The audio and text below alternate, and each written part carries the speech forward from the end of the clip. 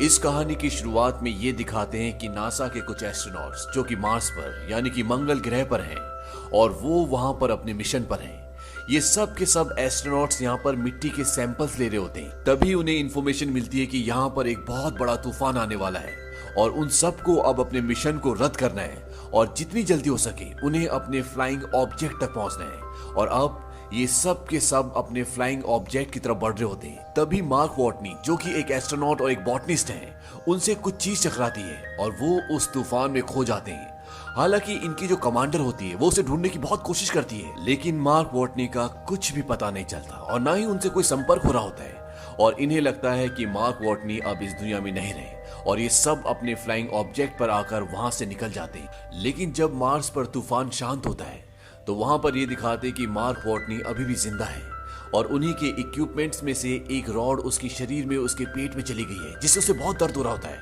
वो किसी तरह से वहां से उठकर अपने कैंप में जो उन्होंने शेल्टर के लिए वहां पे लगाया होता है उसके अंदर पहुंचता है और वो अपने शरीर से उस रॉड को निकालता है। मार्क वॉटनी यहाँ से किसी से भी संपर्क नहीं कर सकता क्योंकि संपर्क करने के जितने भी इक्विपमेंट्स थे वो सब के सब तूफान में नष्ट हो चुके हैं और मार्क अब यहाँ पर अकेला फंसा हुआ है और उसके साथियों को ये लगता है कि वो इस दुनिया में नहीं है और अगर उसे यहाँ से निकलना है तो उसे अगले 4 सालों तक इंतजार करना पड़ेगा क्योंकि नासा का अगला प्रोजेक्ट 4 साल बाद यहाँ से 3200 किलोमीटर दूर आएगा और उसे वहां पहुंचना होगा। लेकिन वॉटनी 4 साल तक इंतजार नहीं कर सकता क्योंकि उसके पास 4 सालों तक का खाना नहीं है और अब उसे किसी भी तरह से अपने लिए खाना अरेंज करना होगा। इसीलिए वो ये तय करता है कि वो यहाँ पर मार्स पर खेती करेगा।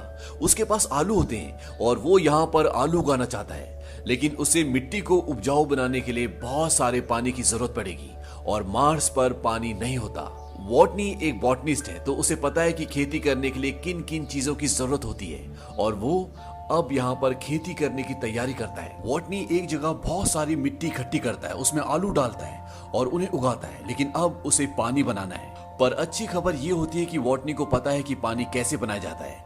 हाइड्रोजन में ऑक्सीजन मिलाकर उसे जलाने से पानी बनता है और यहाँ पर वॉटनी के पास सारे साधन होते हैं और वो ऐसे ही करता है। पर जब वो पहली बार हाइड्रोजन में ऑक्सीजन डालकर मिलाता है तो एक जोरदार ब्लास्ट होता है क्योंकि वो उस ऑक्सीजन को कैलकुलेट नहीं करता जो उसकी सांसों से आ रहा होता है।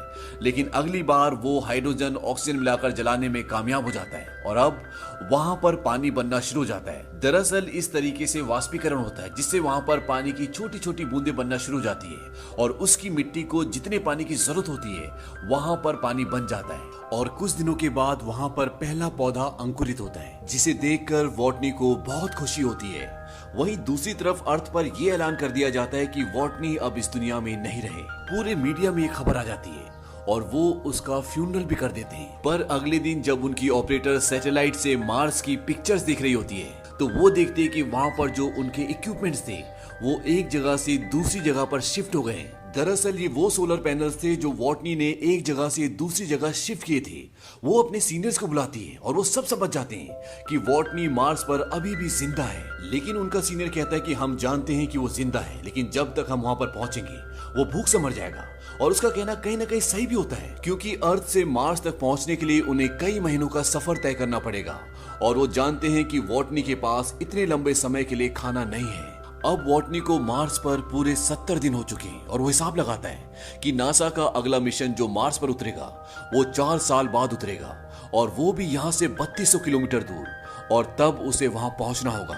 और इस सफर को तय करने में उसे करीब 50 दिन लग जाएंगे क्योंकि उसके पास जो गाड़ी है वो उसे एक दिन में 35 किलोमीटर से ज्यादा नहीं चला सकता क्योंकि उसके बाद उसे उसके सोलर पैनल्स को रिचार्ज करना होगा। वहां नीचे नासा में लोग वॉटनी तक खाना और मदद पहुंचाने के लिए तैयारी करते हैं, पर इन्हें इसकी पूरी तैयारी में 3 महीने लगेंगे और जिस फ्लाइंग ऑब्जेक्ट को ये मार्स पर भेजेंगे उसे वहां पहुंचने में 9 महीने लगेंगे, यानी पूरा 1 साल।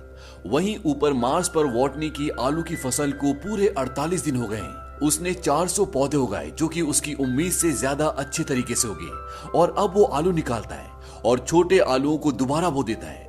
वॉटनी यहाँ पर खाद के लिए अपना मल इस्तेमाल करता है, पर वो जानता है कि अगर उसने नासा से संपर्क नहीं किया तो वो भले कितनी आलू उगा ले पर वो जिंदा नहीं बचेगा।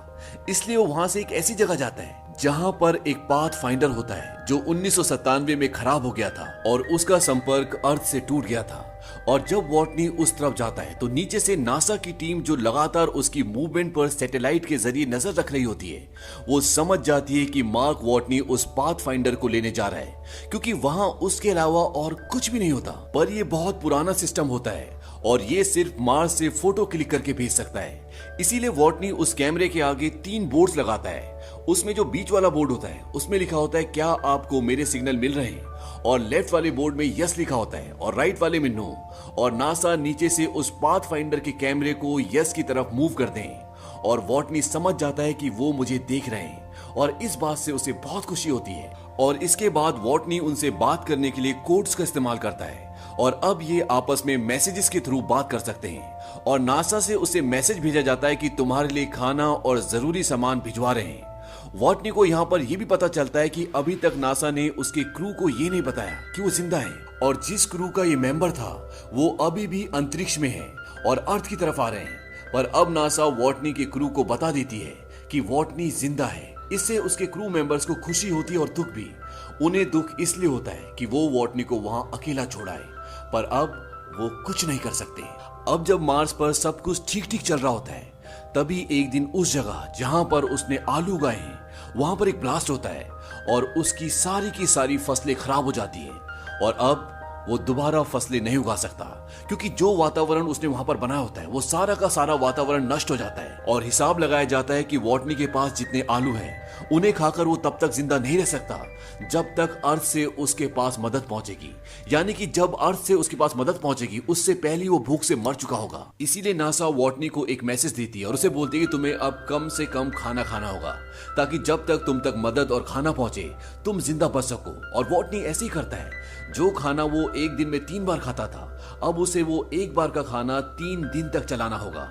और नीचे नासा उसके लिए लॉन्च की तैयारी करती है, जिसमें उसके लिए खाना और जरूरी सामान होता है।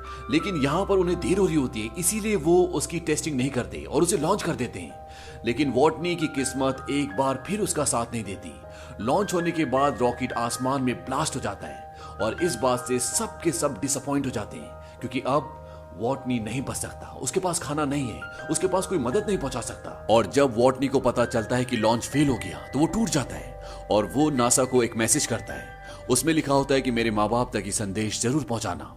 मैं हार नहीं मान रहा, पर हमें हर एक अंजाम के लिए तैयार रहना चाहिए। आप उनसे कहना कि मुझे मेरा काम पसंद है और मैं इसमें माहिर भी हूँ, और अगर मैं इसमें मर भी गया तो मेरी मौत के पीछे एक नेक मकसद होगा जो मुझसे ज्यादा अहम है। उनसे कहना कि मैं मुश्किलों से डरा नहीं, मैंने उनका सामना किया। वहीं नासा अब पूरी तरह से उम्मीद छोड़ चुका है, पर चाइना नासा की मदद करने का फैसला करता है, क्योंकि उनके पास स्पेस में जाने के लिए पूरी तैयारी होती है। और अब 28 दिनों में नासा चाइना की मदद से दोबारा लॉन्च करने की तैयारी करता है। अब यहीं पर एक लड़का होता है जिसका नाम रिच होता है और ये एस्ट्रोडायनेमिक में काम करता है।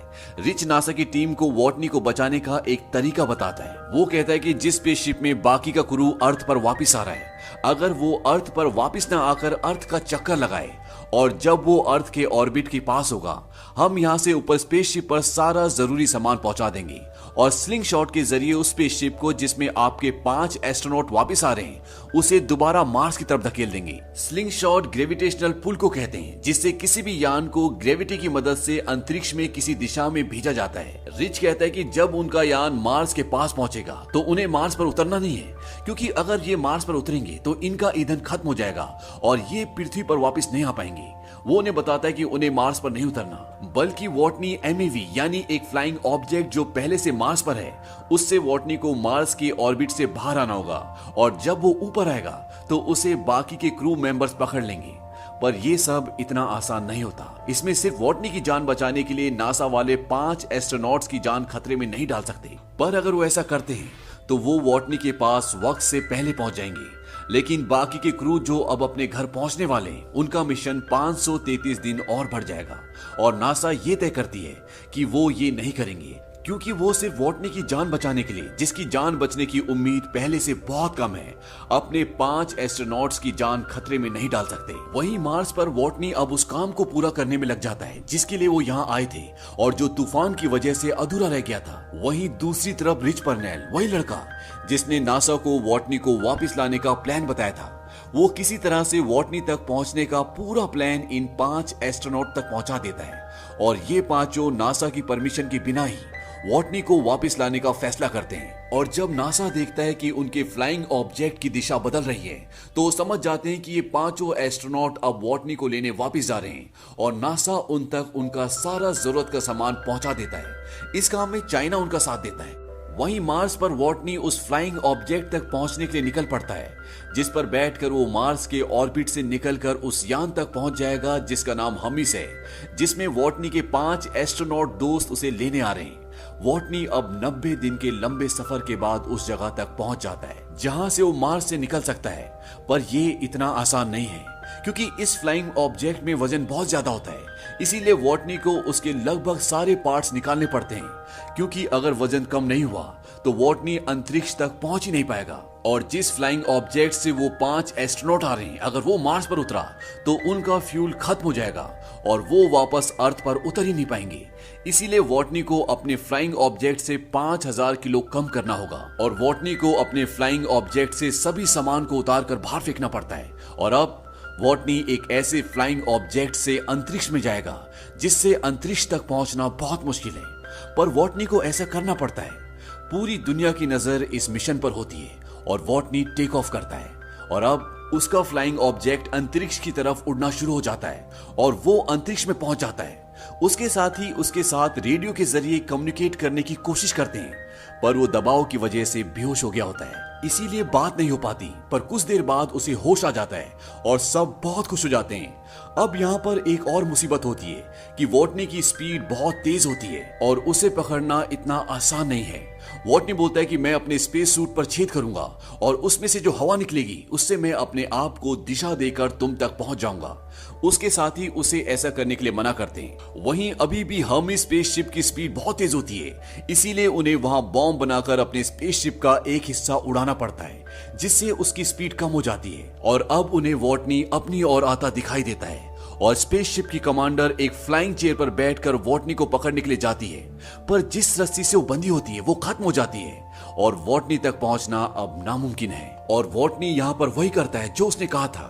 वो अपने स्पेस सूट पर छेद करता है और अपने फ्लाइंग ऑब्जेक्ट को छोड़ देता है और उसके स्पेस सूट से जो हवा निकल रही होती है वो उससे अपने आप को दिशा देता है और किसी तरह से वो अपने कमांडर तक पहुंच जाता है जो उसे चेयर पर बैठकर वहां पर लेने आया होता है। लेकिन जैसे ही वो उसका हाथ पकड़ने वाला होता है वो उसके हाथ से छूट जाता है, लेकिन जिस रस्सी से वो बंधी होती है वॉटनी उस रस्सी को पकड़ लेता है और इस तरह से ये वॉटनी को वापस अपने स्पेसशिप में ले आते हैं और वॉटनी की जान बच जाती है। और इतनी मुश्किलों का सामना करने के बाद जब वॉटनी अर्थ पर आता है तो वो एस्ट्रोनॉट्स का इंस्ट्रक्टर बन जाता है, जो उन्हें ये सिखाता है कि दूसरी दुनिया में दूसरे ग्रह पर जिंदा कैसे रहा जाता है।